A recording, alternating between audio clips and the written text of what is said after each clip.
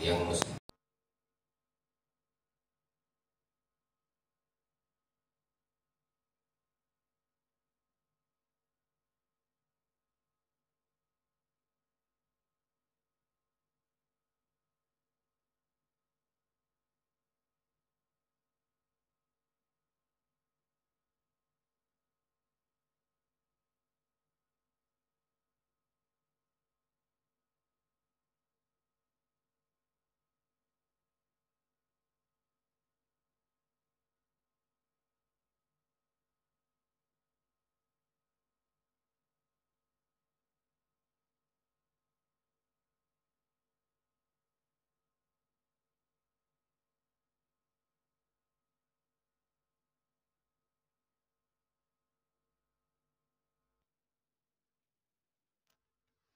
Dan menduga bahwasannya Nabi kita Muhammad SAW tetangga itu di antara orang yang berhak mendapatkan ahli waris.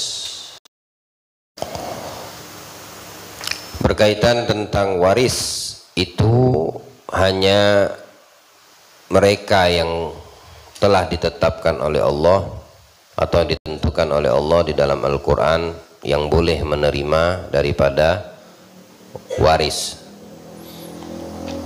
Ini sesuatu berharga yang ditinggalkan oleh si mayit untuk yang masih hidup. Lantas apa kaitannya dengan keluarga?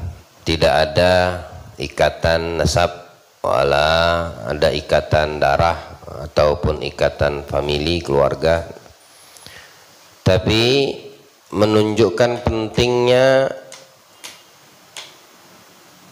orang-orang yang beriman kepada Allah dan hari akhir ini memperhatikan tetangga, hingga berulang kali Jibril mewasiatkan kepada Nabi kita Muhammad, dan beliau mengira bahwasannya tetangga itu pun termasuk daripada orang yang mendapatkan waris walaupun mereka tidak mendapatkan hal tersebut. Menunjukkan pentingnya memenuhi hak-hak di dalam bertetangga.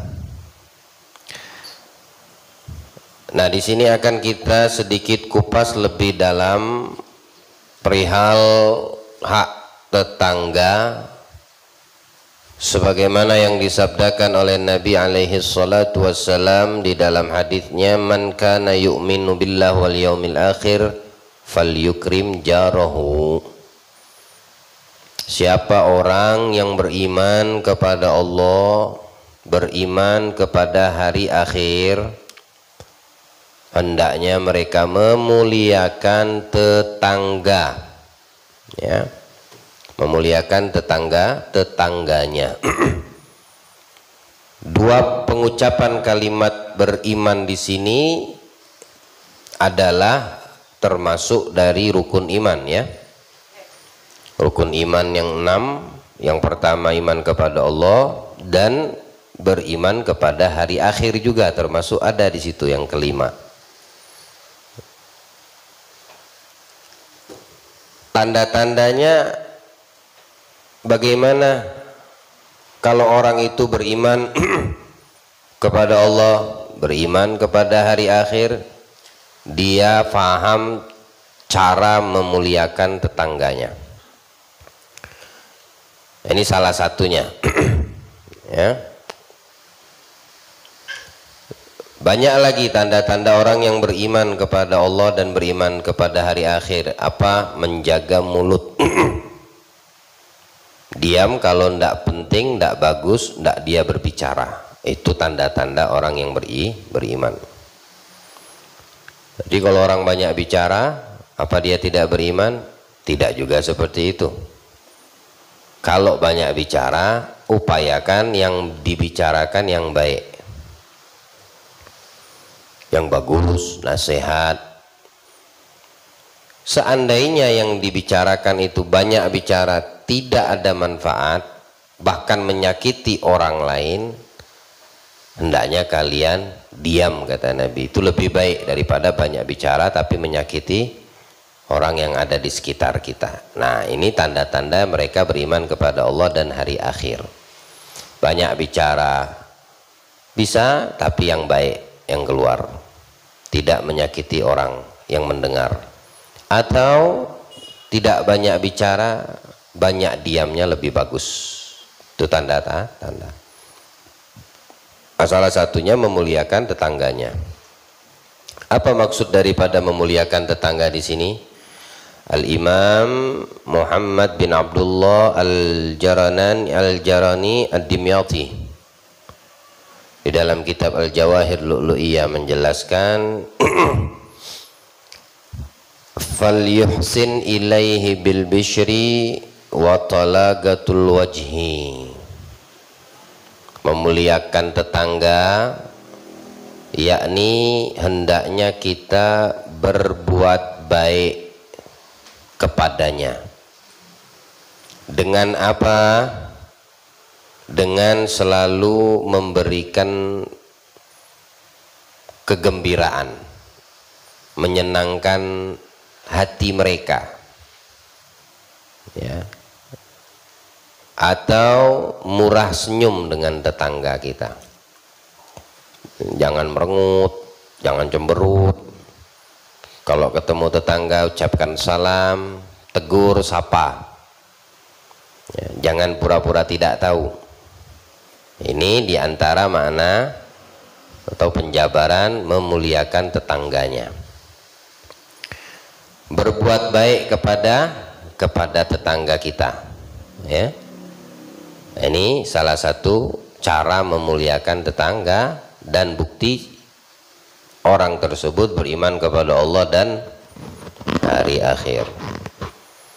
Sebagian ulama mendefinisikan berbuat baik kepada tetangga itu ada di 4 poin, ya. Ada di 4 perkara dan mesti diingat ini, karena kita ini tidak mungkin hidup di tengah hutan sendiri. Mesti kita harus ada tetangga, jiron, mesti itu. Mau ente di sini, mau ente pindah, mau ente hijrah, tetap ente bakal ketemu yang namanya tetangga. Nah, perhatikan 4 ini. Yang pertama apa? Ayyuwasi bima indah.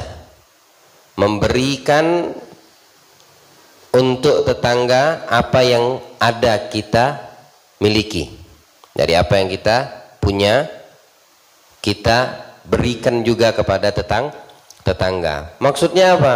Apa yang saya punya saya berikan ke tetangga, adanya perhatian, ya. Bukan harta kita, bukan sesuatu yang berharga milik kita mesti kita kasihkan kepada tetangga, tetapi maksudnya adanya perhatian dari kita kepada tetangga kita. Akan Nabi itu pernah mengatakan, kalau kamu beli buah-buahan, belikan juga tetanggamu. Ini kiasan, ya, bukan maknanya harus buah-buahan. Ya, apapun yang kamu suka, ketika kamu ingat dengan tetanggamu, maka kamu termasuk bagian orang yang beriman kepada Allah dan hari akhir. Ya. Atau diberikan tanpa sepengetahuannya, tidak jadi masalah. Kalau itu memang harus, karena kita ini kadang-kadang kedapatan tetangga yang dengan kita kurang romantis, ya, kurang hubungannya baik. Yang penting itu tidak dari kita asalnya, ya. Sebab daripada hubungan kurang harmonis dengan tetangga, upayakan bukan dari kita berasalnya. Kalau dari tetangga ke kita, itu urusan dia. Tapi dari kita kepada mereka, kita harus ikuti apa yang diajarkan oleh Nabi kita Muhammad sallallahu alaihi wasallam. Jahat tetangga sama kita, itu urusan dia. Kita jahat sama mereka atau membalasnya dengan kejahatan juga, maka tidak sempurna iman kita. Imamul Madhab Abi Hanifah itu sampai kotoran itu dialirkan ke rumah beliau. Berapa tahun? Bukan sebentar. Sabarnya beliau tuh menghadapi tetangga seperti itu. Rumah dulu kan nggak seperti kita saat ini, terpisah beton. Kemudian apa namanya, untuk kotoran manusia tertata dengan bagus rapi, sampai bau dan aroma pun tidak terlalu tercium, bahkan tidak tercium sama sekali. Kalau orang-orang di zaman dahulu rumah tanah, kemudian untuk kotoran manusia atau najis-najis yang keluar, nah ini sengaja dibuat sama tetangganya Imam Abi Hanifah itu masuk ke belakang rumahnya. Jadi aroma yang tidak sedap itu ya masuk ke dalam rumah. Ayo coba kalau kita terjadi seperti itu, kira-kira bagaimana? Komplain, ya, tidak jadi masalah. Mau komplain memang wajar, tapi dengan sebaik-baik cara. Ya, syukur-syukur dengan bagus. Kalau mainnya langsung skakster, nah ini kadang-kadang repot. Ada yang seperti itu, ya, dapatan tetangga seperti itu, yang apa namanya sedikit aja dijadikan besar, ya. Ada yang seperti itu, ada. Tapi orang yang betul-betul berupaya imannya sempurna dalam perkara akhirat ini, perkara iman, dia mengerti bagaimana melayani hak-hak tetangganya. Semisal beliau Imam Madhab ini bersabar, ya, puluhan tahun sabar. Ketika ada masalah tetangga yang jahat sama dia, yang mendatangkan solusi, yang membantu, ya Imam Abi Hanifah itu sendiri. Nah, ketika terbuka hati, terketuk daripada taufik Allah kepada ini tetangga yang jahat tadi, dia memohon minta maaf. Apa yang dikatakan Abi Hanifah? Sudah dimaafkan sebelum dia meminta maaf. Luar biasa, ya.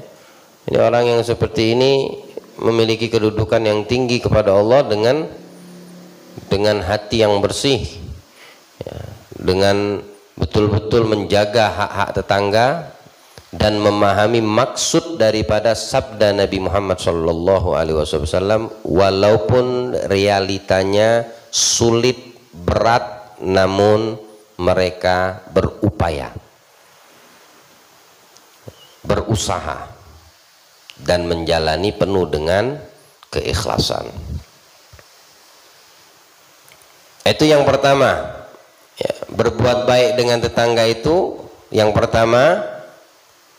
Apa yang kita ada pada kita, hendaknya kita adakan juga untuk tetangga kita, ya, dari sisi perhatian ada, ya, memperhatikan tetangga. Yang kedua, wa alla yatma' fi mali jarih, jangan kita iri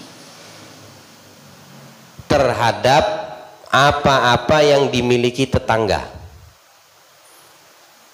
Tomak, iri juga bisa maknanya, atau rakus, melihat tetangga kita dapat kelebihan, keutamaan dan lain sebagainya yang tidak kita dapatkan, timbul rasa tidak suka. Ada iri, ya, tidak boleh, ya, tidak boleh. Kita terhadap orang jauh saja yang bukan tetangga, kalau kita tahu dia dapat nikmat Allah, dapat karunia Allah, dapat rizki misalnya, minimal yang kita lakukan apa? Ya Allah, jadikan dia hambamu yang bersyukur dan senantiasakan dia selalu bersamamu. Artinya tidak dia ingkar dengan nikmat tersebut. Kita mendoakan yang baik kepadanya. Apalagi kalau tetangga, ya, apalagi tetangga yang Dinding kita sama dinding dia itu hitungan dekat sekali. Ada yang satu dinding, ya, satu dinding sekian kakak. Ya. Itu yang kedua. Jadi tidak boleh kita iri kepada apa yang dimiliki tetangga dari kelebihan yang Allah berikan atau Allah titipkan. Yang ketiga, wa ayyamna'a adzahu anhu. Hendaknya kamu mencegah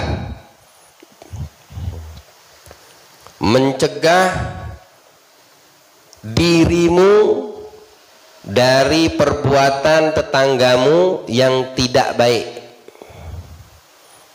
Tetanggamu suka nyakiti kamu, kamu harus mencegah dirimu untuk tidak menyakitinya juga. Membalas lah bahasanya, ya. Kamu disakiti tetangga, jangan kamu balas. Kalau mau balas ya dengan baik gitu, dengan kebaikan. Itu yang ketiga. Yang keempat nih, subhanallah, wa ayyasbir ala adiyatihi, sabar terhadap rasa pahit yang diberikannya. Disakiti, kamu harus menahan diri. Ketika kamu diberikan rasa pahit oleh tetanggamu, ya kamu merasa tersakiti, kamu sabarkan dirimu atasnya. Jadi tidak ada untuk reaksi melawan balik dari apa yang kita dapatkan manakala kita ketemu tipe tetangga seperti ini, ya. Sabar, kalau disakiti jangan berupaya untuk membalas, sekalipun dengan perkataan, sekalipun dia tidak mendengarkan, ya. Dibalas dengan doa lebih bagus, mendoakannya. Apalagi dengan fisik nggak boleh seperti itu, ya. Harus kita memahami 4 perkara ini.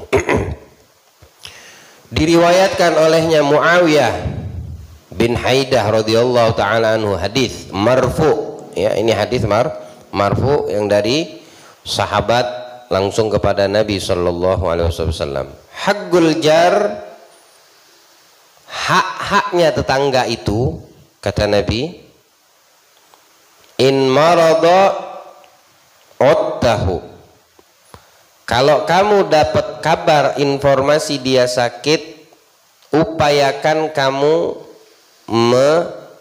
mendatanginya, membesuknya. Kalau dapat informasi, dapat kabar tetangga kita sakit, minimal besuk dia, datangi, lihat kondisinya, tanyakan kesehatannya, jabar khotir kepadanya, ya. Kalau yang sakit perempuan, ya istrimu yang datang, ya, atau ketemu sama muhrimnya dia, ayahnya kah, suaminya kah, minimal bertanya, Anda dapat kabar istrimu sakit apa? Nah, itu ada perhatian namanya. Ya, mudah-mudahan cepat sembuh, ya, sabar. Nah, senang orang diperlakukan seperti itu tetangga. Ya, senang dia. Nabi itu dilempari berapa kali, nggak habis-habis, tiap hari lewat ke satu tempat, sampai nggak ada lagi yang lempari, ternyata sakit yang lempari. Datang Nabi, didatangi oleh Nabi, ini belum masuk Islam nih orang Yahudi. Anda dapat kabar kamu sakit, kata Rasul. Makanya datang untuk membesuk. Ini Nabi mencontohkan kepada orang Yahudi. Nah, kalau tetangga kita Muslim dengar kabar sakit, ya kira-kira bagaimana? Minimal haknya dia, kita adanya perhatian. Yang kedua, wa in mata syayya'atuhu. Kalau dapat kabar tetangga meninggal, ngelayat, ya, takziah, mendatangi jenazahnya. keluarganya. Ya. Ini haknya tetangga. Yang ketiga, wa tagroduka agrodtuhu. Kalau dia ada hajat minjem kepadamu barang, uang dan lain sebagainya, dan kamu mampu untuk meminjamkannya, pinjamkan. Ini hak tetangga, kata Rasul. Yang ketiga, kalau dia mau minjem apapun dan kamu mampu untuk meminjamkannya, pinjamkan. Ya, dipinjamkan. Ini orang kalau minjem nggak balik lagi, kalau balik pun hancur, itu urusan nanti. Yang penting kamu pahami dulu ini maksud daripada hadis Nabi. Ada haknya dia mau minjem, kamu mampu meminjamkan. Jika kita beriman kepada Allah dan hari akhir, kita akan meminjamkan. Sekalipun kita tahu yang dipinjamkan ini bakal hilang, tidak balik, minimal rusak. Ya. Tapi kita sudah memahami daripada sabda Nabi kita. Artinya dia juga mengamalkan daripada apa yang kita pelajari dan kita pahami. Ya, kalau bisa dikasih tahu dan dia tidak tersinggung, tidak jadi masalah. Hati-hati ya, jangan sampai rusak, nggak jadi masalah. Kalau ngomong kayak gitu dia kesinggungan, tidak usah diomongin. Ya. Kalau kamu mampu meminjami, kamu tidak mau meminjamkan, itu hakmu. Kamu tidak berdosa, tapi kamu tidak memenuhi hak tetanggamu namanya. Dia punya hak untuk dipinjami. Kamu punya hak untuk tidak meminjamkannya, karena kamu tahu misal ini orangnya serobotan kalau make barang atau hilang, itu hak kamu minjamkan tidak meminjamkan. Ya. Tapi ketika kita meminjamkan berarti kita memahami hak tetangga kita, dan kita betul-betul mengamalkan apa yang diinginkan oleh Nabi tetangga kita. Ingat ya, kalau tetangga yang pertama kali nolong kita dalam keadaan susah itu tetangga loh, ya, bukan keluarga. Ya kalau tetanggamu keluargamu, dia termasuk tetangga plus keluarga. Tapi kalau kita jauh dari keluarga, jauh dari orang tua, jauh dari saudara, yang paling dekat dengan rumah kita adalah tetangga. Ketika ada apa sesuatu, dia yang pertama kita akan minta pertolongan darinya, atau dia yang pertama memberikan pertolongan untuk kita. Yang ketiga, wa inirtakaba amron yu'ayyibuhu satartuh. Kalau kamu mendapati tetanggamu satu perkara yang itu aib baginya, maka haknya kamu, hak tetanggamu itu apa? Atas dirimu menutupinya. Ada aib tetangga kita, haknya dia atas diri kita apa? Hendaknya kita yang tahu aib mereka tetangga tadi, kita tutupi. Ya, kita tutupi. Tidak boleh kita atau pura-pura tidak tahu, atau kalau bisa lupakan. Bahkan seperti itu, kalau bisa dilupakan. Jangan diingat, apalagi dibukakan aibnya. Karena sudah ditutup sama Allah, jangan kamu berupaya membuka aib yang sudah ditutup sama Allah. Jika kamu tidak ingin aibmu yang tertutup dibuka sama Allah. Ingat baik-baik itu. Ya, kadang kita ini mulut ini celetusan, ya, keceplosan. Ya, mending kalau keceplosan. Ada yang sengaja, ada yang memang dicari. Ini momen nih, gitu. Dijadikan momen. Ini tidak bagus yang seperti itu. Tamam. Kalau dia punya aib, tutupi, karena dia tetangga. Ya. Aibnya dia ya aibnya kamu, karena kamu paling dekat gitu loh. Kita kena imbas juga kalau aib dia yang diketahui, minimal kita yang tahu tuh tutupi. Yang keempat, wa in asabahu khairun hana'tuhu. Kalau dia dapat kebaikan, maka berikan untuknya ucapan selamat. Ya, hani'an lahu. Biar dia tambah bahagia. Ya, jangan diperengutin, cemberutin, didiemin, tambah cuek, acuh, jangan. Kelihatan banget kalau kamu nggak suka dia dapat kebaikan dari Allah. Yang dapat dia yang mau memberikan Allah, kenapa kita nggak suka kan gitu? Ada orang dapat kebaikan dari Allah, kamu tidak mendapatkan, kenapa kamu tidak suka? Padahal Allah berkehendak dia mendapatkan, tapi kenapa kamu tidak suka? Apa yang diberikan Allah, apa harus kamu dapatkan juga? Ketika kamu bisa memberikan ekspresi bahagia dari orang lain yang mendapatkan kebahagiaan, kamu mendapatkan pahala juga dari Allah. Walau kamu tidak mendapatkan benda, tapi kamu mendapatkan pahala. Jadi kalau ada tetangga kita dapat sesuatu kebaikan, dapat rezeki, ya, mau beli kendaraan baru, kemudian apa namanya, misalnya dapat hadiah atau pulang dari suatu tempat yang menjadikan mereka bersuka cita, kamu harus tunjukkan dan ucapkan kamu juga seolah-olah bahagia gitu. Ya, walau kamu tidak mendapatkan dan merasakannya, tapi kamu harus memenuhi hak-hak tetangga, hak-hak bertetangga. Wa in asabathu musibatun azaitahu. Yang kelima, kalau tetanggamu mendapatkan musibah, maka kamu berduka cita. Ya, jangan suka cita, jangan dibalik. Dia dapat kebaikan, kamu sedih. Dia dapat musibah, kamu bahagia. Nah, ini tidak beriman, sempurna imannya kepada Allah dan hari akhir. Ya, jadi kalau dia ada lagi kesusahan, kamu juga harus merasakan kesusahannya.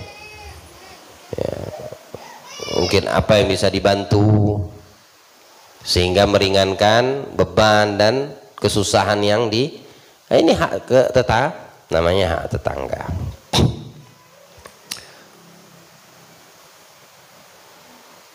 Wa fi ba'dir riwayat, dan di dalam riwayat yang lain hadis yang dikeluarkan oleh Al-Imam At-Tabrani wa huwa dhaif, dan ini hadisnya hadis dhaif.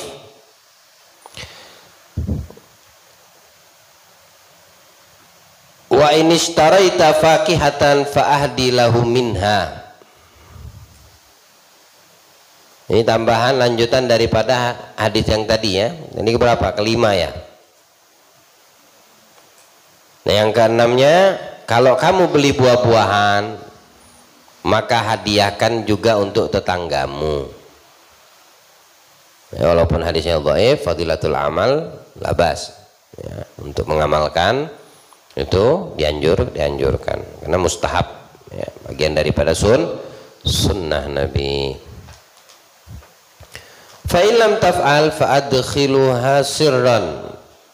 Kalau kamu tidak bisa memberikannya secara langsung, malu mungkin ya, sedikit buah-buahannya atau apa yang kamu dapatkan itu cuma sedikit. Kalau kamu malu mau memberikannya, merasa tidak enak, ya kasihnya diem-diem. Ya, kasih diem-diem, mungkin gantungin di depan pintu rumahnya, atau minta tolong anakmu memberikannya, atau dengan bahasa penyampaian mencicipi. Namanya nyicip, banyak apa sedikit. Nah, kalau banyak itu ngabisi namanya, ya, nyicipin gitu. Nah, jadi masalah. Kemudian jangan keluar dari rumahmu anakmu lalu menyakiti anak tetanggamu. Sampai anak pun kita harus perhatikan, jangan sampai dia menyakiti anak tetangga kita. Ini orang yang sempurna imannya kepada Allah dan hari akhir, kalau dia betul-betul memahami hak-hak tetangga. Ya, salah satu pembahasan kita Dan termasuk poin yang penting masalah tetangga ini. Wa alam annal jar yutlaq ala sakin ma'a ghairi fi baitin. Ketahuilah, pahami bahwa sesungguhnya tetangga itu, kalimat tetangga itu meliputi kamu dan orang yang tinggal bersama kamu, itu dikatakan tetangga. Hebat nggak? Padahal yang di rumah itu siapa tinggal di situ? Orang tuamu, anakmu, istrimu, saudara-saudarimu, ya.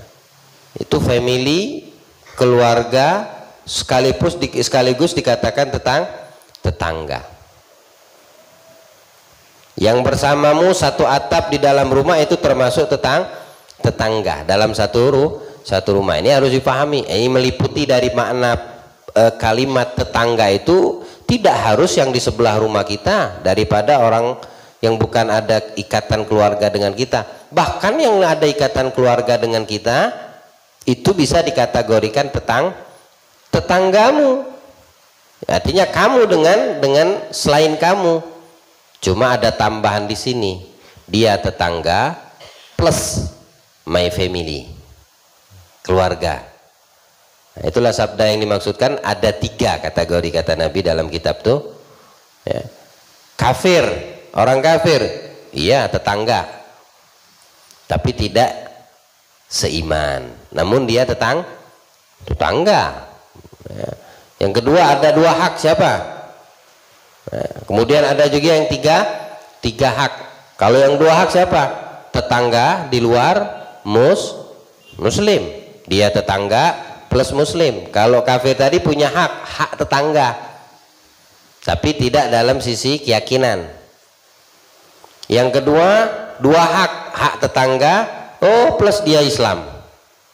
Ada lagi yang ketiga memiliki 3 hak tetangga, siapa? Islam, tetangga, family. Kalau family bisa gak gambarannya satu atap? Bisa. Makanya dikatakan di sini, ketahuilah makna tetangga itu, kalimat tetangga itu meliputi siapa yang bersama kamu walaupun itu dalam satu atap. Kemudian yang kedua, wa alal malasik. Malasik itu yang bergandeng dinding. Nah, ini yang maksudnya tetangga sebelah nih, ya, rumah sebelah kita. Mungkin ada ikatan family, keluarga, ya. Yang berkaitan, yang keluar daripada satu atap, keluar daripada 2 kategori tetangga tadi dan Islam, atau tetangga non Islam, artinya tidak satu atap. Itu sampai berapa jauh jarak batasnya? Arba'ina daron, 40 rumah. 41 sudah keluar dari ruang lingkup kalimat tetangga. Berarti 40 kanan, 40 kiri, 40 depan, 40 belakang. Itu masih tetangga tuh namanya. Maka kita harus paham dan berupaya memaksimalkan memenuhi hak-hak tersebut, hak-hak bertetangga ini tadi. Ya, mulai dari diri kita. Mulai dari diri kita. 40 rumah, bayangin, bukan sedikit tuh. Atau dari sini ke Masjid At-Taqwa kira-kira ada 40 rumah kah? Kalau ambil tarik lurus saja, ada kah? 40 kah? Toko deretan ini aja berapa tuh? Ayo udah, nanti hitunglah pulang majelis nih, sampai mana kira-kira 40 rumah. Atau dari lampu merah ini, nah berapa ruko tuh? 40 ruko tuh. Ini ruko enak ngitung itu ya, pisah-pisah semua. Kira-kira sampai mana tuh? 40 kanan, 40 sampai ngarah ke jembatan besi SDF sono, 40 ngarah ke laut. Kalau dari ini berarti ikan-ikan itu ya, tangga semua 40 ikan. Nah, tarik lagi ke sini 40. Itu tetangga yang harus kita pahami hak-hak mereka. Dari kitanya memahami hak tetangga itu, kitanya yang memahami, bukan menuntut mereka paham kepada kita. Bukan, kebalik, tapi kita yang harus memahami hak tetangga. Jadi tidak heran kalau kenapa malaikat Jibril itu mewasiatkan kepada Nabi kita Muhammad SAW, sampai aku menduga, kata Rasul, tetangga itu dapat waris. Ya. Begitu perhatiannya Jibril itu kepada Rasul dan kepada umatnya Nabi kita Muhammad. Perkara tetangga ini tadi, perkara tetangga, seolah-olah dapat warisan ini tetangga. Ini hadis pun hadisnya ratingnya dhaif, ya. Tapi harus kita pahami, kan masalah hadisnya lemah dan apa riwayatnya, lemah riwayat mah boleh, tapi tidak bisa kita katakan hadis dhaif itu salah atau tidak bisa dibetulkan, ya. Hadis dhaif itu cuma satu aja dalam mazhab ahli sunnah wal jamaah, tidak bisa difungsikan untuk apa? Tasbitul ahkam, penetapan satu hukum, ya, itu aja hadis dhaif itu tidak bisa. Tapi kalau untuk pengamalan kadang-kadang wajib untuk diamalkan, namun umumnya sunnah untuk diamal, untuk mendapatkan keutamaan pengamalannya. Itu kalau rating hadis dhaif, ya.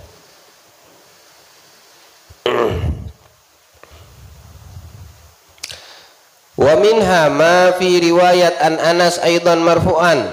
Nah, juga ada di dalam hadis marfu' yang diriwayatkan olehnya Anas bin Malik, juga diriwayatkan oleh Al-Imam At-Tabarani wal Bazzar wa bi isnadil Bazzar hasan. Tapi kalau dari jalur Al-Bazzar ini hadis hasan, bukan dhaif. Bukan marfu'. Ya.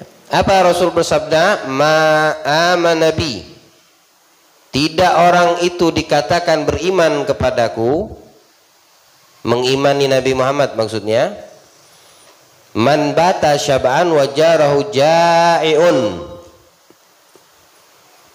ila jambihi wa huwa ya'lam bih. Dia tidur nyenyak dalam keadaan perutnya kenyang, sedang tetangganya dalam keadaan kelaparan serta dia mengetahuinya. Tidak dikatakan itu orang beriman kepadaku, kata Nabi. Manakala kita mengetahui tetangga kita kelaparan, tahu loh ya, bukan tidak tahu tetangga kelaparan, wah kita tidur nyenyak di malam hari atau di siang hari. Nah, ini orang tidak dikatakan, kata Nabi, mereka beriman kepadaku. Ini tidak sempurna iman. Bagaimana orang beriman kepada Allah tapi tidak beriman kepada Nabi? Bagaimana dikatakan sempurna iman kita kalau tidak kita meyakini semua dari rukun iman yang ada tuh 6, pada Allah, pada malaikat-malaikatnya, pada Nabi dan Rasulnya, ya. Kurang satu ya tidak sempurna imannya. Nggak ada semua baru tidak dikatakan beriman. Mesti ada semua kalau pengen maksimal dan sempurna iman.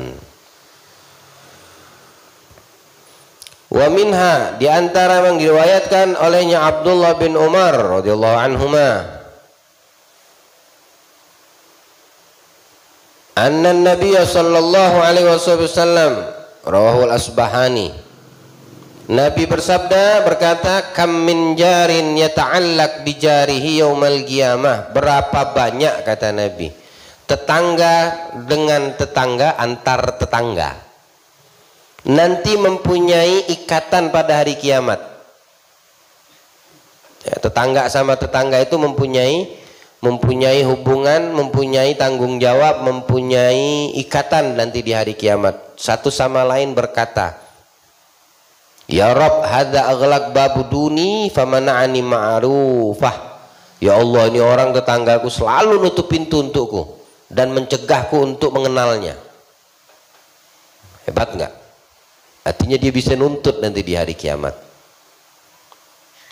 Enggak mau apa namanya kita itu berhubungan baik. Ya, enggak mau berkenalan, enggak mau bersosialisasi sama tetangga. Kalau lewat ketemu kayak ngelihat hantu atau pura-pura tidak tahu. Itu bisa nuntut nanti di hari kiamat tetangga kayak itu. Ya, manakala tetangga tuh merasa sombong betul ini tetangga satu ini, negur nyapa lah kagak. Ya. Nah, bertahun tidak pernah juga nyapa gitu. Silaturahim apa? Nah, la salam wala kalam, walhasil la salam wala kalam. Dia bisa nuntut di hari kiamat. Ya Rob, dia tutup pintu rumahnya. Ya. Dia pura-pura tidak ada orang di sampingnya, aku tetangganya gitu. Nah, hati-hati. Ya, ketemu tetangga, tahu kita tetangga, jangan jaga image, jangan. Assalamualaikum. Nih, senang orang digituin, ada sapaan namanya. Ya, bahasa kita kadang umum orang lewat, sebut namanya siapa, misalnya Adul, Dul, nah, itu udah senang tuh nyapa tuh namanya. Ya. Apa misalnya namanya Juleha, itu nyapa namanya. Jangan pura-pura nggak tahu, lewat ngonyor aja gitu. Ya. Assalamualaikum walakalam. Sedangkan dia tahu. Ya. Kita lewat nih, dia lagi standby.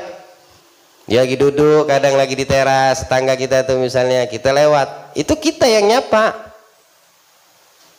Jangan dia yang nyapa. Kalau dia yang nyapa, ente lagi lewat naik motor, nabrak ente nanti.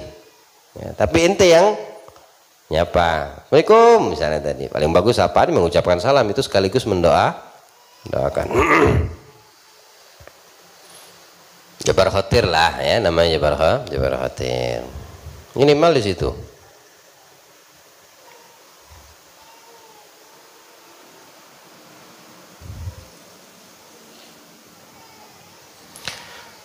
Wa min hamaruya anhu sallallahu alaihi wasallam, di antara hadis yang lain Nabi bersabda, rawahu Abu Syekh wa Abu Nuaim an Anas bin Malik, man adza jarahu faqad adani, kata Nabi, siapa orang yang menyakiti tetangganya sama dia menyakiti aku. Masya Allah, penting nih tetangga nih. Coba-cobalah sakiti tetanggamu, sama kamu menyakiti Nabi kita Muhammad SAW. Nabimu sendiri kau sakiti dengan menyakiti tetangga. Ini mau tetangga nih ya, jadi wajar kalau orang nyakitin orang tua, nyakitin Allah. Murka bikin murka orang tua, kamu berurusan telah membuat murkanya Allah. Karena kalau kamu menyakiti tetangga, kamu nyakiti kekasih Allah Nabi Muhammad gitu. Sama pahami baik-baik. Wa man adzani faqad adallah. Kalau sudah menyakitiku, kata Nabi, secara otomatis menyakiti Allah. Makanya jaga tetangga. Ya. Jangan sampai dia tersakiti. Kalau kamu disakiti, sabar. Ya, sabar. Kalau kamu tidak sabar, tidak akan dapat titik terang. Selamanya akan seperti itu. Tapi ketika kamu sabar sampai ke titik puncaknya, Allah akan memudahkan dan memberikan kebaikan untukmu dan untuknya. Nah, sehingga terjalin setelah itu, dan sampai nggak ada batas waktu. Baik terus itu orang. Tapi kalau udah jahat ketemu jahat, api ketemu api, tambah jadi udah. Ya. Dia jahat, ya kamu jangan jahat, kamu yang sabar. Jangan dijahati, tapi sabar dengan sikap yang tidak kamu sukai, kamu dapatkan dari tetanggamu. Tetap senyum, tetap berlaku baik. La ilaha illallah Muhammadur Rasulullah. Semisal Malik bin Dinar juga diceritakan soal mempunyai tetangga Yahudi. Dinding sama dindingnya bersatu. Selalu disakiti Malik bin Dinar, tapi beliau sabar sama sikap tetangganya yang kurang baik.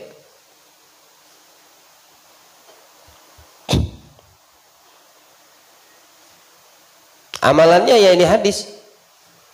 Ketika dapat taufik itu tetangga bertanya kepada Malik bin Dinar, kenapa kau sabar dengan apa yang aku berikan? kepadamu daripada apa namanya perkara yang tidak baik lah, yang disakiti, difitnah, kemudian jalur tempat najis ditempelkan ke dinding rumah Malik bin Dinar. Apa jawab Malik bin Dinar? Ya aku cuma ingat satu hadis Nabi, ngamalkan tadi. Yang aku ingat cuma satu hadis Nabi, Jibril berwasiat kepada Nabi Muhammad tentang tetangga, sehingga aku mengira tetangga mendapatkan waris. Akhirnya nyesel itu Yahudi dan masuk Islam dan memperbaiki akhlaknya, artinya budi pekertinya. Tadi jahat dia menjadi nah, itu buah dari kesabaran. Ya, buah kesabaran itu bukan saja didapati bagi yang bersabar, tapi orang yang di sekitar kena juga dia. Ya dapat barokahnya. Diriwayatkan oleh Abu Sufyan, diriwayatkan oleh An Sufyan Ats-Tsauri. Sufyan Ats-Tsauri min awliya as-salihin. Mengatakan tabi'in. Radhiyallahu anhu, beliau berkata, asyratul asya minal jafa. Ada 10 perkara daripada perkara yang menjauhkan manusia dari akan kebaikan, perkara kebaikan. Ya. Ada 10 perkara yang bisa menjauhkan kita dari semua bentuk ketaatan dan kebaikan. Mudah-mudahan tidak ada dari 10 ini pada diri kita. Mudah-mudahan. Ya, sebagai penutup, yang pertama, rajulun yad'u li nafsi wa la yad'u li walidayhi wa lil mu'minin wal mu'minat. Orang yang kalau berdoa hanya untuk dirinya, tapi tidak pernah mendoakan di dalam doanya itu kedua orang tuanya atau muslimin dan muslimat, mukminin dan mukminat. Dia kalau berdoa minta sama Allah khusus untuk dirinya aja. Nggak boleh yang seperti itu. Kalau seandainya kita berdoa, doakan orang tua kita. Apa susahnya Rabbighfirli wali walidayya atau Rabbighfirli wali walidiyya. Ya. Ya, nanti doa, nanti itu berdoa, nanti itu meminta. Kita ini minta setiap habis sholat itu kepada Allah, masukkan ibu dan bapakmu, masih hidup atau dia sudah meninggal. Minimal ampunkan dosanya. Maksimal banyak-banyaklah minta untuk orang tuamu kepada Allah. Minimal ampunkan dosanya seperti yang diajarkan dalam Al-Quran, Rabbighfirli wali walidayya. Dan upayakan sebelum menutup doamu, walil mu'minina wal mu'minat. Atau juga bisa dengan dhamir jamak. Kalau itu tadinya ni menjadi na. Ya. Allahumma hadini jadi Allahumma hadina. Tuh yang dibaca kunut tuh. Ya. Allahumma sallimni, Allahumma sallimna. Nah, itu jamak masuk semua. Ya. Ini perkara yang pertama, harus ada sama kita. Kalau berdoa, jangan doa diri sendiri. Yang kedua, rajulun yata'allamul Qur'an wa la yaqra' minhu fi kulli yawmin ayah. Orang yang mempelajari Al-Qur'an. Atau di sini bisa maknanya hafal Al-Qur'an. Hafal atau bisa membaca Al-Qur'an, tapi dalam sehari semalam dia tidak membaca Al-Quran minimal 100 ayat dalam sehari semalam. Ini orang jauh dari kebaikan. Ini perkara yang kedua nih. Ada berapa perkara tadi yang menjauhkan orang dari 10 ya, dari kebaikan? Aduh banyak betul 100. Negosiasi kok, negosiasi untuk mendapatkan kebaikan itu tawar menawar, kan lucu ya. Belum terbiasa ya udah 10 dulu deh gitu, nggak apa-apa, terbiasa ini. Naik nanti naik lagi sampai 100. Itu kayaknya bagi pemula yang baru bisa baca Al-Quran. Tapi kita udah lancar baca Quran, masa sehari semalam nggak baca Al-Quran? Baca Habib, aneh sholat 5 waktu ya. Ini mah di luar sholat. Kalau sholat mah itu kewajiban dan yang disunahkan. Ya. Duduk kita nonton HP, nonton aplikasi, wah dah bosen-bosen. Masya Allah, sama Al-Quran kita batasin waktu. Ya, pernahkah kita kadang-kadang berpikir seperti itu? Termenung sebentar gitu. HP lagi, HP sampai pundak tuh sakit, sampai mata tuh berkedip-kedip. Ya. Sampai makan aja lupa. Hebat nggak? Sampai waktu sholat aja lo, Masya Allah, itu gara-gara HP itu. Ya. Kalau lupanya gara-gara Al-Quran, misal sholat nih, kelupaan sholat, tapi gara-gara baca Al-Quran, nggak dosa loh, tapi wajib qadha tetap. Ya. Kalau lupanya gara-gara HP, TV, udah dosa, itu aplikasi menjadi haram hukumnya, plus wajib qadha. Kalau Quran tadi kitab, ya lain. Cuma wajib qadha, untuk ithim dosa tidak dia dapatkan karena kelalaiannya tadi. Lalainya itu dalam keadaan taat kepada Allah. Yang keempat, jaga ya, dikurangi. Ya, dikurangi HP itu dikurangi. Kamu akan merasakan nikmat kalau dalam 24, cobain 24 jamnya nggak usah megang HP. Ya, yang sudah terbius, yang sudah terhipnotis, yang sudah menjadi budaknya handphone, budak Android dan iPhone, ya, yang merasa kalau seandainya tidak megang HP kamu kayak orang kesurupan. Coba 24 jam aja lepaskan tuh HP, atau pegang tuh HP tapi offline kan, mode offline nyalain, ya, pegang udah nggak apa-apa, mau seminggu sebulan juga nggak apa-apa, tapi mode offline-nya aktifin. Ya. Nah, nanti kamu rasakan 24 jam pertama kamu nggak ada komunikasi sama HP, nggak ngelihat Facebook, nggak melihat status, nggak ngelihat Instagram, nggak ngelihat apa Twitter, nggak ngelihat YouTube, nggak ngelihat apapun yang ada di HP-mu. Cobain 24 jam, nanti kamu akan rasakan nikmatnya gimana. Ya. Tapi ketika meninggalkan itu diisi dengan yang lain. Orang yang sudah terbiasa dengan HP, ketika dia lepas HP bingung. Apa yang mau kulakukan ya? Coba kamu tanya dirimu sendiri. Taruh HP. Apa yang mau kulakukan? Buka TV, ya podo aja, sama aja. Ya. Nggak ada apa namanya, putus komunikasi dulu dah sama yang namanya itu apa namanya peralatan tuh, perangkat tuh. Matikan TV, matikan laptop, matikan HP, artinya nyala boleh tapi jangan disentuh. Sehari semalam aja 24 jam lihat keadaan kamu sambil berkaca. Lalu sambil berkaca kayak orang gila. Ngapain aku kayak orang bego ya? Ujung-ujung ambil HP lagi dia. Nah, ini orang udah jadi budaknya HP, ini kecanduan nih sama HP ini. Ya. Kalau dibiasakan seperti itu, berkelanjutan terus kamu akan diperbudak sama dia. Ya. Allah jaga kita insya Allah. Ya, apalagi yang perempuan-perempuan nih. Ya. Enggak Bib, anak enggak ngeliat HP, anak offline kan, anak cuma berkaca aja benerin jilbab. Benerin jilbab lihat kaca. Cermin tuh di kamar mandi, ngapain cermin dari HP? Ya, dikit-dikit selfie, dikit-dikit status. Yang keempat, yang ketiga, rajulun dakhalal masjid wa kharaja wa lam yusalli rakaatain. Orang masuk masjid tapi enggak tahiyatul masjid.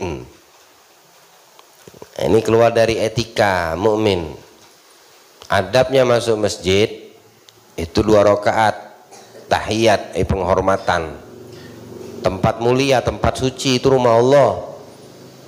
Bahasanya ngucapin salam. Masuk rumah kok enggak salam? Kurang sopan ya. Sopan enggak masuk rumah muslim enggak ngucapin salam? Ya kurang sopan lah bagi orang yang berilmu, bagi orang yang mengerti adab dan akhlak. Nah kalau masuk rumah Allah, bahasanya salamnya apa? 2 rakaat. Kiasannya seperti itu. Kalau masuk doa masuk masjid ya lain lagi diajarkan Nabi. Doa keluar masjid ya ada lagi yang diajarkan Nabi. Tapi 2 rakaat tahiyatul masjid adalah bentuk penghormatan kita kepada tempat yang mulia dan suci. Masuk masjid keluar tidak dia sholat 2 rakaat. Nah ini orang jauh dari kebaikan. Yang keempat, rajulun yamurru alal magabir walam yusallim ala ahliha walam yad'u lahum, melewatin kuburan. Orang yang lewati pemakaman muslim dia tidak mengucapkan salam. Gimana ngucapin salam? Yang udah meninggal ya ucapin salam ya. Kalau nggak ngucapin salam atau berkeyakinan yang melewatin kuburan itu kuburan orang mati, ya kamunya yang mati. Lah kalau seandainya memang dia tidak bisa menjawab, ya tidak mungkin Nabi mencontohkan, menggambarkan, memberitahukan, mengajarkan. Ya, apalagi orang yang jihad fisabilillah, nasil Quran, jangan kalian menduga mereka itu mati, bahkan mereka itu lebih baik kehidupannya di sisi Allah, dia mendapatkan rizki. Orang yang syahid, ya, ada yang syahidnya melahirkan, ada yang syahidnya mati sakit perut, itu syahid semua itu. Oh gitu ya, nah kirain syahid melawan orang kafir doang, itu syahid juga, tapi itu namanya syahid dunia wal akhirah. Ada orang syahid dunia aja, ada orang syahid akhirat aja. Ada syahid dunia dan akhirat. Selama itu pemakaman muslim, kita melewatin, wah kita tahu, ucapin salam, assalamualaikum dar kaum mukminin, antum sabiqun wa nahnu lahiqun. Minimal mendoakan, ya Allah ampunkan dosa orang-orang yang dimakamkan di tempat ini. Minal muslimin muslimat. Minimal ya. Ketika kita tahu. Karena kita bakal masuk juga gitu. Nanti ketika kita masuk di situ, dibilang sama yang udah duluan, sombong banget lo waktu hidup nggak negur, malah mendoain, malah ngucapin salam. Sekarang lo mau gabung sama kita, enak betul, sono cari tempat lain. Ayo lari kemana nanti? Nanti ngelewati gang 45 tuh ada makaman, itu nggak ngucapin salam, ya ditendang, itu digubris sama orang di situ, penghuninya. Mau masuk di belakang ke sini, kelewat terus tuh, ngucapin salam juga agak, diingat mereka tuh. Apalagi yang bertugas ronda depan pintu tuh, itu masuk. Diingat wajah kita kalau lewat nggak ucapin salam. Mau pindah kemana? Setiap ngelewatin pemakaman muslim, inti nggak mau ngucapin ucapin salam. Ya. Kalau siang ngucapin salam, kalau ngelewatinya malam ngucapin salam. Cuma kadang kalau salam malam beda. Nah, nadanya agak sedikit berbeda. Yang kelima, orang yang masuk kota Madinah pada hari Jumat, kemudian keluar dari kota Madinah tanpa menyempatkan diri sholat Jumat di Madinah. Ini jauh dari kebaikan. Masuk Madinah hari Jumat ya sempati sholat Jumat, apalagi di Masjid Nabawi. Taib. Yang berikutnya, rajulun nazala fi mahallatih, rajulun alim wa lam yadhhab liyata'allam min syai'in min al-ilm. Orang yang singgah di tempat yang di situ ada ulama, orang alim, lalu dia pergi tanpa sempat mendapatkan sedikit ilmu dari si alim ini.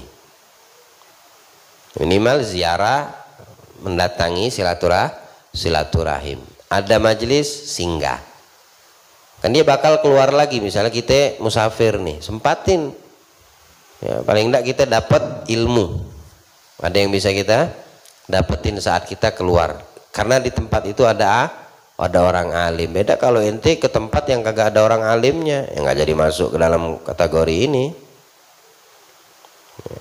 Ada ulama di situ, ada orang alim. Aduh malu ya, malu jauh dari kebaikan nanti akhirnya.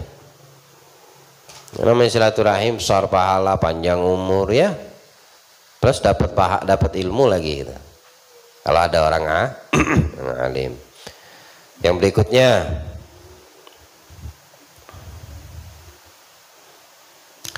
dua orang yang bertemu, namun saat berpisah tidak sempat saling mengetahui nama. Ya, dua laki-laki di sini, bukan dua orang, rojulan, dua laki-laki. Berarti dua perempuan juga. Nggak mungkin laki-laki sama perempuan. Oh ini dilarang. Ya, laki-laki sama perempuan dua orang tuh, tapi bukan satu jenis, lawan jenis. Nah sekarang ini yang terjadi banyak apa? Yang lawan jenis. Ketemu siapa namanya? Berapa nomor HP-nya? Minta nomor IG-nya. Ya. Kalau sama laki-laki sejenis, pura-pura nggak tahu dia. Nggak ada jabar khawatir, wala nanya siapa namamu. Ya, atau kita memperkenalkan terlebih dahulu ketika kita. Nah ini yang dimaksudkan bukan setiap berpapasan sama orang ya. Bukan. Sekarang nah, kayak gitu ini lagi kumpul nih. Ya. Anda tahu nama kalian dan kalian tahu nama saya. Ada di antara kita mungkin yang belum tahu, belum kenal. Ya, itu nama baju biru nih. Siapa namanya? Namamu siapa? Hasan. Mas Asdar. Ana Ahmad Syarif. Hah? Nah, ini yang saya kenal. Kalau kita lagi berpapasan, bukan siapa nama kamu? Ngajak berantem. Ya. Atau pas mau pulang, ya. Ta'aruf namanya, saling mengenal. Ya.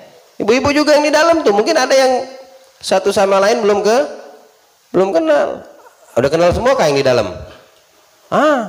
Nanti sambil makan, sambil kenalan. Tanya di mana rumahnya, keluarga siapa, anak siapa. Ya, itu namanya sambil makan, sambil santai, nggak usah sambil suapan. Ya, pokoknya yang penting saling mengenal. Yang sejenis, bukan yang lawan jenis mah haram. Kecuali kamu mau menikahinya. Ya. Yang serius, ya, mau menikahi siapa namamu? Nggak mungkin nanti menikah nggak tahu nama istri atau nama suami. Kalau nggak ada tujuan ke situ nggak boleh. Ya, nggak boleh saling, cukup tahu dari orang lain udah. Bukan ente yang sengaja mengenalkan diri atau saling mengenalkan. Yang berikutnya, rajulun da'a rajulun ila dhiyafah fa'ajabahu thumma lam yadhhab ila dhiyafah. Orang yang diundang bertamu tapi dia tidak memenuhi undangannya padahal dia mampu. Ya, dia mampu untuk memenuhi undangan menjadi tamu. Tapi ini tidak boleh dalam bentuk kemungkaran, ya. Tidak boleh ada di situ kemungkaran. Kalau di situ ada kemungkaran, maka kamu tidak harus memenuhi panggilan untuk menjadi tamunya.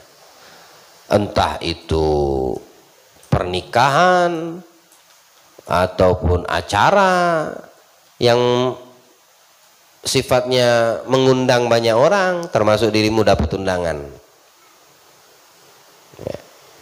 Kalau memang merasa tidak enak, atur waktunya. Dapat undangan, mampu untuk mendatangi itu undangan. Tapi kayaknya anda molorin aja dah waktunya, orang udah balik, baru anda datang. Ya, bukan nggak datang sama sekali.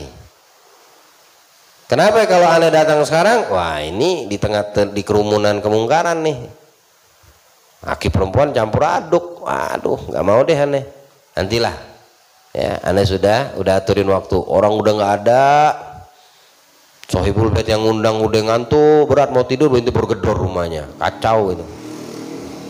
Ya, artinya ndak ada orang lagi baru ente minta maaf, aneh nggak bisa datang awalan, ya, baru bisa datang sekarang. Tetap dia akan senang, ya. Kecuali kalau tempatnya tidak ada kemungkaran, seperti ikhtilat, campur aduk laki perempuan. Apakah harus kamu wajib kalau tidak datang jauh dari kebaikan? Enggak, malah kalau kamu tidak datang ketika ada di situ kemungkaran, kamu di dalam kebaikan. Ya, kamu sedang melakukan kebaikan dan ketaatan. Yang berikutnya, syabun yudayyi'u syababa walam yutlubul ilm wal adab. Pemuda, pemudi juga menghabiskan umurnya, masa mudanya tanpa menyempatkan diri menuntut ilmu dan mempelajari ilmu adab. Ya Allah, ruginya. Masih muda, waktunya sia-sia habis dengan masa mudanya. Mumpung masih muda, itu ya. Mumpung masih mudi, ya. Nantilah kalau sudah tua-tui baru belajar ilmu dan adab. Nah, sempetin untuk menuntut ilmu agama, karena kita orang yang beragama. Sempati mempelajari adab, ilmu adab, karena orang terangkat derajatnya di sisi Allah karena adab, ya, karena dia mengetahui adabnya. Orang yang tidak memiliki adab hina di mata Allah, sebagaimana si iblis ketika disuruh untuk menghormati Adam, hilang adabnya dengan berkata, aku lebih baik darinya ya Allah, dia dari tanah, aku dari, nah itu gak adab tuh, maka hina dia. Adapun malaikat, makhluk Allah yang lain, tahu beradab, sujud, hormat, maka dimuliakan Allah. Berlalu waktu usia muda, jangan kita tidak sempat nuntut ilmu, jangan kita nggak sempat mempelajari etika dan adab, karena dua ini penting, ya apa? Mumpung masih muda, mumpung masih mudi, ya, sempetin. Syukur-syukur kamu bisa istiqomah, ya, nikmat dari Allah, banyak memuji Allah yang seperti itu. Kalau engkau sibuk, ya sempetin, ya. Sempetin, bukan tidak sama sekali, parah yang seperti itu. Kalau nggak ada kemauan sama sekali, minimal sempetin seminggu sekali, ya, seminggu 2 kali, syukur-syukur bisa setiap minggu, nggak bisa sebulan sekali 2 kali, ya. Jangan ketemunya setahun sekali. Ya. Oh jangan, kemana ente selama ini? Ilmu itu penting untuk kamu sendiri, adab itu penting ya untuk kamu sendiri, bukan untuk yang mengajarkan, bukan untuk orang lain yang di sekitarmu yang sedang belajar, tapi untuk diri kita sendiri yang belajar. Kalau kita tidak menyempatkan menuntut ilmu dan adab, maka khawatir kita jauh dari kebaikan nantinya, jauh dari kebaikan. Nah itu yang ke-9. Yang terakhir, rajulun syab'an wajar jae wala yuti min ta'ami syai'. Kamu kenyang, tetanggamu lapar, dan kamu tidak ada perhatian sama sekali untuk mengenyangkannya, ya. Ini orang gambaran perkara-perkara ini menjauhkan manusia itu dari kebaikan, termasuk yang terakhir, perkara tetangga. Itu menjadi sebab kenapa kadang-kadang mungkin, ya, kebaikan itu sulit untuk kita dapatkan atau jarang didatangkan kepada kita untuk kita. Ya mungkin salah satu perkara dari 10 ini ada sama kita. Introspeksi, evaluasi, coba cek, ya, balik ini cek, ada nggak 10 perkara ini ya sama ana, atau salah satunya. Ya mungkin sebab itu kebaikan tidak full kudapatkan. maka perbaikin. Nah itulah fungsinya kita belajar. Kalau berkaitan dengan masalah tetangga ini sebetulnya banyak, ya nggak habis-habis ini kalau kita ikutin. Cuma poin-poin yang pentingnya sudah kita dapetin. Ya. Amalkan itu dulu, jaga itu dan fahami itu dulu. Yang kalian dapatkan malam ini, yang kalian catat, itu dulu diamalkan, dikuasai. Nanti insya Allah keberkahan setelahnya dibukakan sendiri oleh Allah Subhanahu Wa Taala. Dengan satu yang kita amalkan, banyak kebaikan dan keberkahan akan Allah berikan. Allah berikan pemahaman untuk kita insya Allah. Allah mudahkan kita untuk mengamalkan keseharian kita dan beretika, beradab terhadap tetangga serta memahami hak-hak tetangga kita insya Allah. Dunia wal akhirah mendapatkan ridha Allah. Amin ya rabbal alamin. Sallallahu alaihi wasallam Muhammadin khatamin nabiyyin wa ala alihi washabbihi wasallam walhamdulillahi rabbil alamin. La ilaha illallah al mawjud fi kulli zaman.